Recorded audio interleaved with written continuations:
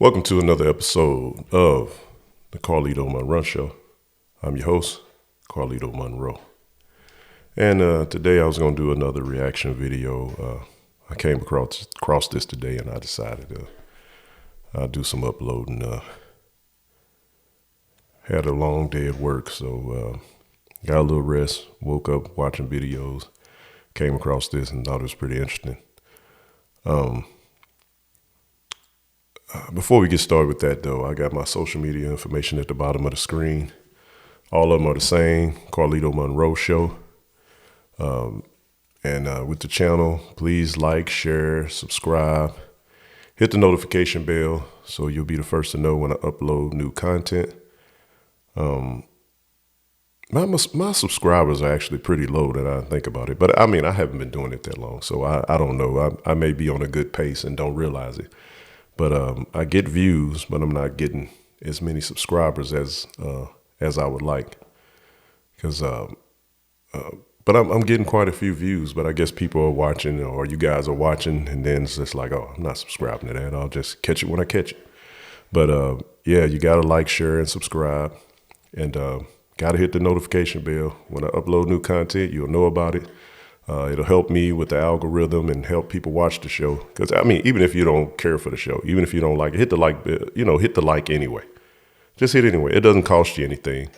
So just hit the thumbs up and subscribe. It'll help me out a lot as far as getting people to be able to watch the show. And then, somebody else may want to see the show. So if you guys do that for me, that'd be appreciated. But yeah, when I wanted to do this reaction video, I ran across it. And in the video is Holcomb and Aries Spears, and they're doing a skit. And I didn't realize they had done a skit together. I mean, they're basically like enemies right now. I mean, as far as the comedy world goes and just personalities, they've clashed. But I was really surprised that they were on. This is an old video, but still was interesting to see, and I didn't realize they did it. So, and I think Aries had mentioned that he put Corey on a show or something before. So, yeah, maybe this is what he was talking about. But I'm gonna go ahead and see if I can get this to get started here.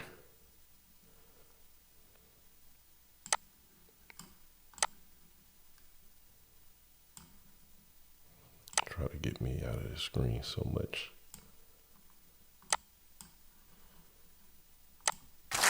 Enron, fakers or shakers? The Oscar race. Are the black actors there to win, or are they just seat filling? These and other questions answered tonight on Real Talk.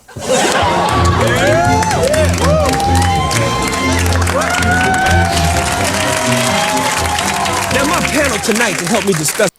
I mean, now that I think about it, at this time, Aries was I'm not going to say a really big deal, but he, as far as the comedy world goes, because I mean, he had been on Mad TV for a long time at this point, and he was making a lot of skits, and it was, the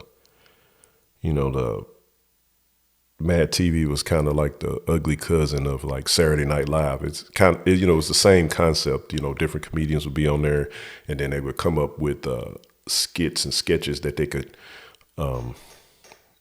present to the producers, and if they decide to pick their skits or whatever, then they would be a part of it, and then it's played out. So yeah, I mean, that's a level of talent within itself to come up with ideas all the time. Because you see Saturday Night Live, Kenan Thompson, he's been on there Saturday Night Live the longest right now with the current cast, and he's making up these skits and stuff, and he's a part of that. I think he may even be the highest paid on there right now.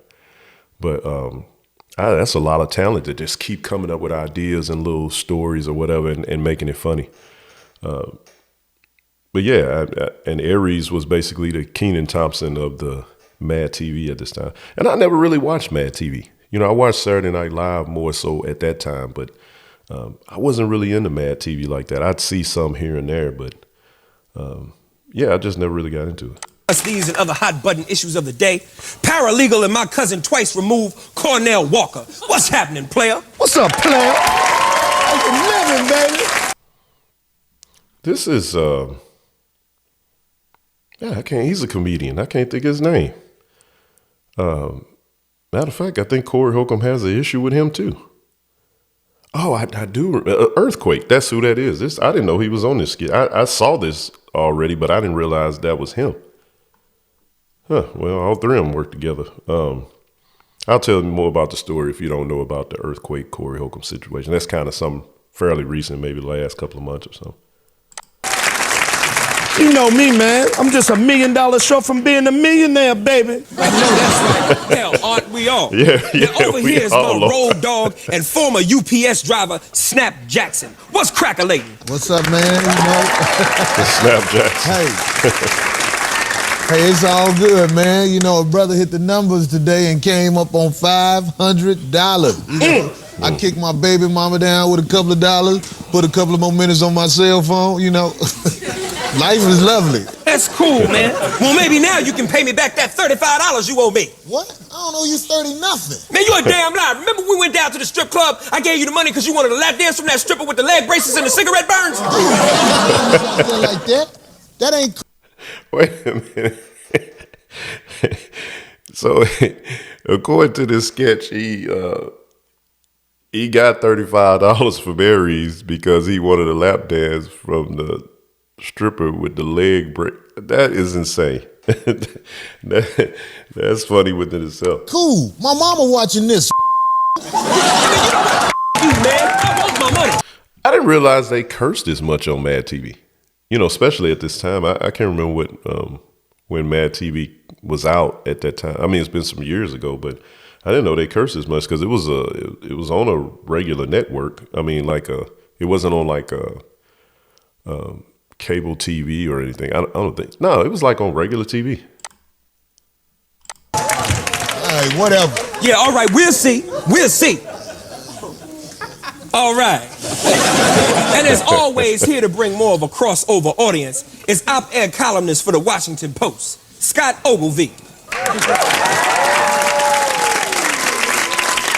I don't know this guy's real name, but I've seen him and stuff. I always thought he was funny. Good to be back, Dollar Bill. Of course I'm gonna bring you back. You my Dollar boy. Bill. Say, Ogilvie, how was your weekend? Oh, I'm surprised. You never want to have friendly banter with me. Well, how was my weekend? Actually, it was good. On Saturday... Hey, man, that I don't want to hear that. I'm just being cordial. Well, when you ask, I assume that you want to hear the answer. Hey, let it go, man. Let it go. Man, white folks, you ask them one question, they want to tell you their whole damn life story. Now this is funny, and like he says this, you know, white people want to tell their whole story. You ask them one question, and that's a stereotype. And I'm not gonna say that's necessarily true, but different people I've worked with, they will offer a lot more information than what you actually ask. But I've worked with black people that do that too. You know, you ask them one question, and then they just give you this whole long, drawn out episode of this, that, and I ain't even max all of that, you know. But yeah, that's funny. And that's what I said. It's Aries. He was making up these skits. I don't know if he made up every line or were they doing a lot of improv. Now let's move on to our first topic, the Enron fiasco. White folks is going crazy, forking over all their money to whack-ass Enron. Oh, man, I feel you. Enron ain't I used to send that little bastard to the store for me, and he would never bring me my change back. Who are you talking about? Shirley Kid Enron. No, you stupid down! Enron was a kid. Apparently, Earthquake thinks Enron was a kid. Earthquake's a funny guy too. I mean, yeah. I really wasn't paying attention. I think I was just caught off guard seeing Corey Holcomb and Aries Spears on here together, and didn't realize that Earthquake is on here too. And they did a lot of cursing. Pick up a newspaper sometime. Ogilvie, what's your whole take on this Enron thing, man? Holla back. Well, the situation is very simple. What the top executives did was convince He's the hollering big back. shareholders. Hey. What you doing, man? Well, you said holler back, so I holla.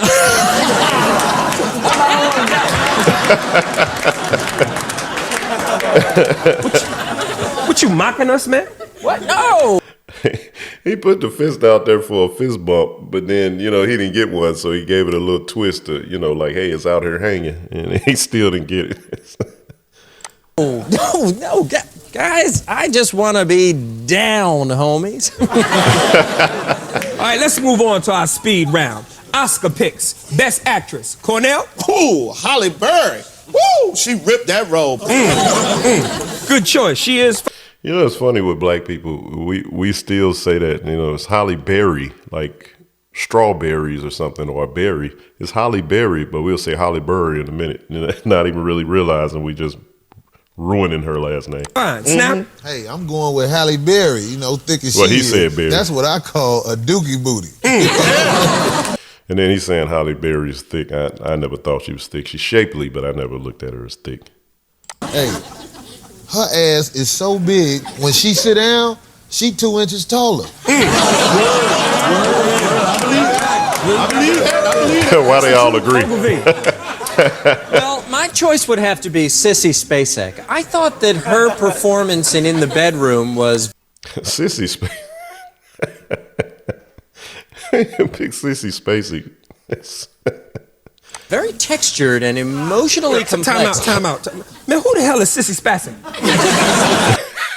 Yeah, I mean, that makes sense because I didn't realize who Sissy Spacek was, and I had seen different movies with her in it. I mean, it was some years that went by, and then I realized, I was like, oh, that's the name that attached with that face. I never really put her face with that name. I just knew it was a popular name. You know, you would hear it, but I never put two and two together. You know, this Sissy Spacek, and then this is her, you know, freckle face, you know, kind of, I don't want to say God, kind of skeletorial looking face and red hair. That's kind of an insult. I apologize. Spacek, and well, that's her there. Oh, damn! No! Hey, man, that's the bitch from Carrie. Wait, that is her from Carrie, but it's, hey, man, that dude's hilarious. Spooky, man. She scared the shit out of me. Man, all I remember, Carrie was dead. Then that hand came out the ground. Oh, man, I had to sleep with my mother for like 2 weeks, y'all. You know what's funny is because we talk like this.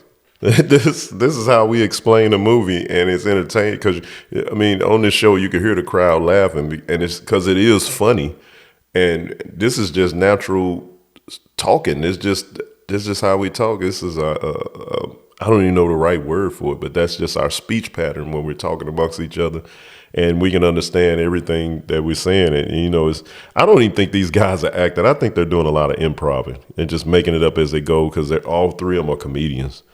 So I always thought comedians are really talented. Yeah. Uncle V, what the hell is wrong with you, man? Having Carrie win Best Actress, that's some sick. Man, get the bitch off my screen. Next up, Best Actor. Oh, yeah, without a doubt. Will Smith, man. Man, look, when you get through talking, I'm Denzel. I like Russell Crowe. You know, I really hate you.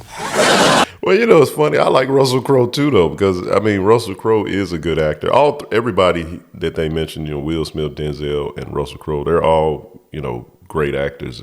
You know, but it's funny, you know, how they just separating the black and white thing here, and just like he's so like, I hate you. You know, I went and saw Moulin Rouge, man, and let me tell you something. Wait, yo, Moulin Rouge. You went to see Moulin Rouge? I've never seen that. Dog, don't trip. My girl took me to go see that. But check this out. Halfway through, I snuck out and saw Black Knight with Martin Lawrence. How was that jump? I tell you like this, I snuck back into Moulin Rouge.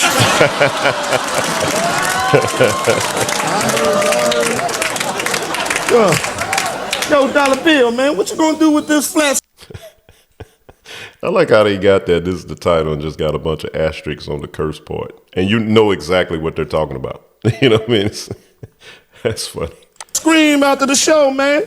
I don't know, brother, but what you got in mind? Hey, you know how I get down. We can roll that bad boy to the house and watch the fight on Saturday. You know what, man? I actually was gonna take the TV back to Sony, but you know something? It. I just tell him I lost them. That's a play. Cool. Hey, what time does this shindig get started, huh? Because I would love... He just referred to them basically stealing the TV as a shindig. And I use this word too because I think it's just a funny word. You know, there's a bunch of little words like that I'll use just in, you know, everyday conversation because I think they're funny. You know, shindig and gallivanting and different things like that. I just think they're funny words. Love to get jiggy with you guys. Man, why you always got to come with that corny? And we was going to invite you too, but you know what, man? You's a up. And you need to take that bow tie off. You ain't no Muslim. You know what, man? That's our show. Wait a minute. You don't have to be a Muslim to have on a bow tie. What's funny is he's standing up like, man, you need to get that off. I got an issue with that. And he's scared. Easy. Not yet. Not yet. Look, that's our show. Not yet. And remember, if y'all want real questions answered about real issues, watch Real Talk. Back. Yeah, that's I did not realize that I didn't realize that Earthquake was on there. Yeah, you know, I like Earthquake too. I'm trying to think I don't think we've ever saw Earthquake in you know, like his stand-up. I mean, we've seen it like he had like a Netflix special that's kind of recent, did like a 30-minute where Dave Chappelle presented him. And he's a funny dude. He's been funny for years as stand-up. I like his stand-up, but I've never seen him in person. I've seen Corey Holcomb, and, you know, that's saying that worth the price of admission because his tickets, you look at Earthquake tickets, Corey Holcomb tickets, and Aries Spears, and Corey Holcomb tickets are like twice as much. Yeah, so, you know, and it's worth every dime. You know, I'm never disappointed going to a Corey Holcomb show. And we try to catch him every time they come to town. Well, every time he comes to town. I've been to see Aries a couple of times, and he's a funny dude too. You know, it's a little crass. I mean, if you're on the front row, which we usually get front row tickets, and yeah, he's going to call your wife or girlfriend out of their name, and you know, but it's all in the name of comedy. I don't take any offense to it, but we did go to a show one time where a patron did take offense to it, and he was going back and forth with Aries, and you're not going to win. You can't beat a comedian with banter. You know, this is what they do for a living. And then they have a microphone and you're just yelling up there. So you're going to lose. And as time goes on, the security is going to come get you out of there and tell you you're done, you know, and then so you lose. You spent money to come see the guy. You're yelling at the guy. He wins in the end. He's got the microphone.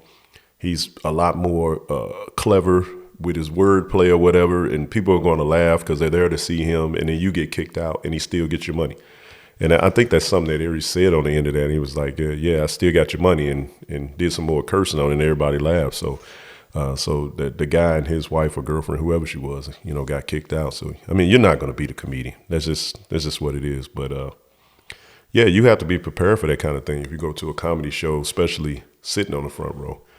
Corey Holcomb doesn't really heckle people on the front row. I mean, he may ask a question, how old are you? Or you here by yourself, or, you know, stuff like that. And it's usually women.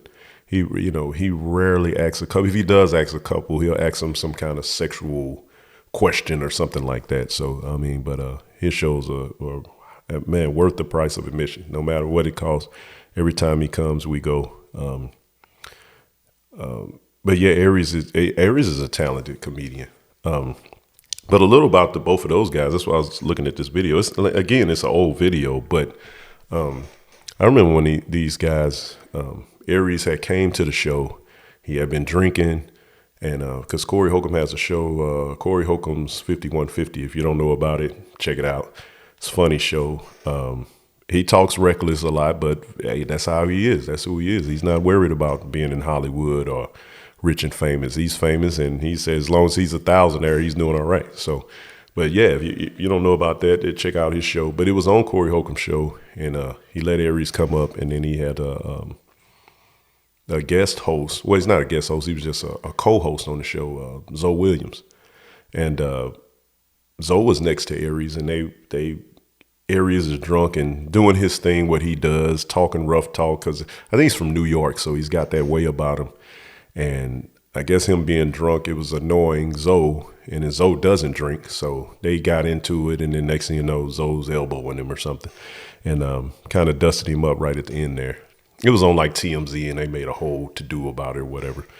And then, you know, I think Corey Holcomb just like, he came up here and got into it, but that's what it is. But then Aries filed a lawsuit against Corey. I don't think it went anywhere, but Corey had to spend money with his lawyer, you know, retainer. I think it was like $20,000 that he had to spend with his lawyer to face this case that Aries is, you know, suing for. And then a situation happened with Corey and Zoe because he felt like Zoe should have stood up and you know, because it cost him money. And then Zoe, I think Corey's lawyer needed Zoe to testify or make a statement, but then Zoe had a lawyer and his lawyer telling him not to make a statement because, excuse me, because that's not Zoe's real name. And they sent the paperwork summoning Zoe Williams or something like that. But it was a whole debacle, and they got into it. Zoe and Corey Holcomb got into it on the show.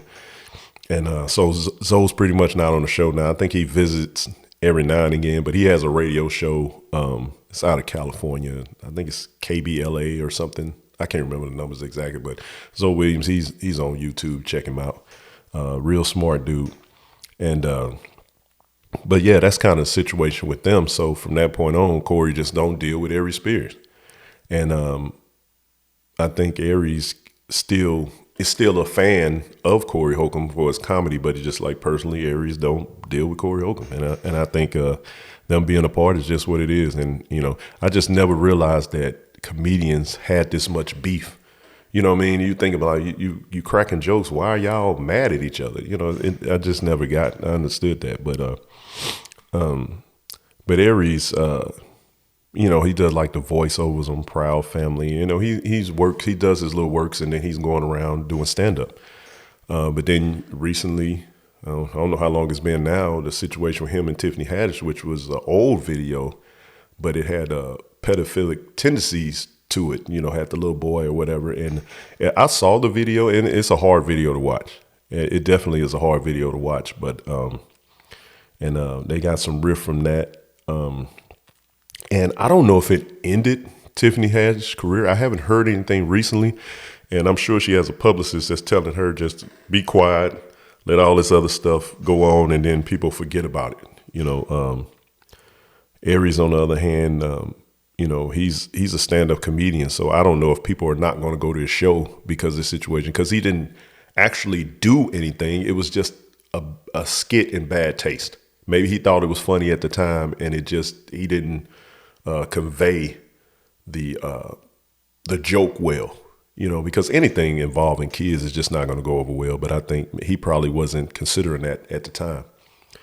So, but I don't know if people are not going to go to show. It's not going to necessarily stop me from going to see if he comes to town to see him.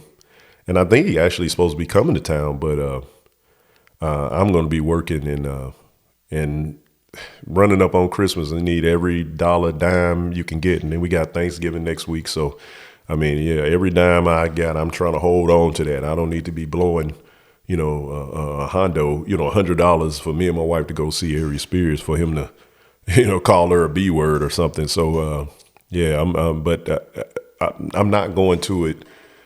It has nothing to do with, you know, the whole situation with him and Tiffany Haddish. It's just a money thing for me. But yeah, I didn't realize that Earthquake was on there. And, you know, Earthquake, I'll get into that real quick, try to shorten this up. Corey Holcomb and Earthquake had an issue because Earthquake, you know, he had a special, and I forgot where they were, but they both were doing a show in town. Earthquake was doing it on a little bit larger arena, and then Corey Holcomb's doing it where he's doing it.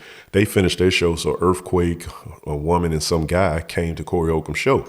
And Corey's cool with Earthquake at the time. So he's like, yo, hey, man, I didn't know you was coming. I'm finna go up. Hey, let me see if Scarface will let you sit at his table. Now, you know, Scarface is, you know, from the Ghetto Boys, a rapper. But yeah, so Scarface was at, now that helps me remind where it was at. It was in Texas because, you know, Scarface from Texas. So So while he trying to arrange that, Scarface like, yeah, they can sit here or whatever. And then he had to go up and come to find out that Earthquake and the woman and the guy went into the green room. And apparently, which I never knew, it's a thing amongst comedians. When you're the headliner, you have a green room to yourself, and you might have your foods or smokes or whatever you're doing back in the back. And that's your space, your people hang out there or whatever. And usually you might have some comedians that allow everybody to come in the green room, or a select few, or nobody, just their family, or they just want to be alone just to kind of decompress, because it's a hard job to go up there for an hour. Even if you're telling the same jokes, make somebody laugh, and then you go sit down, you just want to relax. You might want to take a drink. You might want to get a little bite to eat and just want to sit in a quiet room. I think if I was a comedian, I would want to just sit in a quiet room and do nothing. Just sit back. Just think about some jokes, thinking about stuff that I said, how I can alter it to make it a little more funnier than what the reaction I got from the first 7 or 8 o'clock show. So when I do this 10 o'clock show, I'm gonna tweak it a little bit and make it a little funnier. I may make a different facial expression, whatever. But I think it's their time to try to relax, and so they don't generally want people in the green room. So Corey Holcomb, he didn't know this was the case. And when he got off stage, I don't know if it happened right when he got off stage, but at some point he gets off, and then his people that he had in the green room, he had a young lady that sings with him because he does some songs, and hilarious songs, by the way. But he'll do these songs, so the young lady and then his people. So he had 2 or 3 people that would be in the green room that's okay to be there. And he comes to the back, and all 2 to 3 people that Corey Holcomb's cool with being in his green room are outside of the green room. And he's like, what the hell going on? And he opens the door, and Earthquake and his people in there eating the food, laughing, drinking, and having a ball in Corey Holcomb's green room. So he took offense to that. And then he was so mad, he said that he was about to do something to him. And so he told his guy, say, hey, man, get them out of there, man. You got my people outside, and Earthquake got his people in my green room. So the guy went and said something to him, and then Earthquake said, okay. And then once the guy left out, Earthquake slammed the door and locked it. And then you can hear him in there laughing. That's what the guy told Corey. So it made a situation within itself. So Corey spoke about it in detail on his show, and so he has a disdain for Earthquake right now.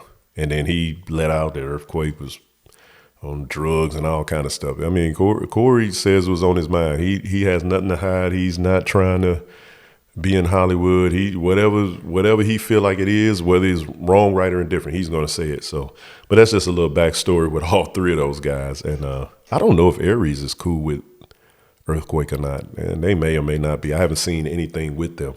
But yeah, I didn't know Earthquake was on here, but I thought it was a funny skit. I need to watch more of that show, Mad TV. I need to watch more of it, and I'm sure there's a lot of funny stuff, but I never really gave it a chance. I just looked at it as like a ripoff of Saturday Night Live, and I would just watch Saturday Night Live.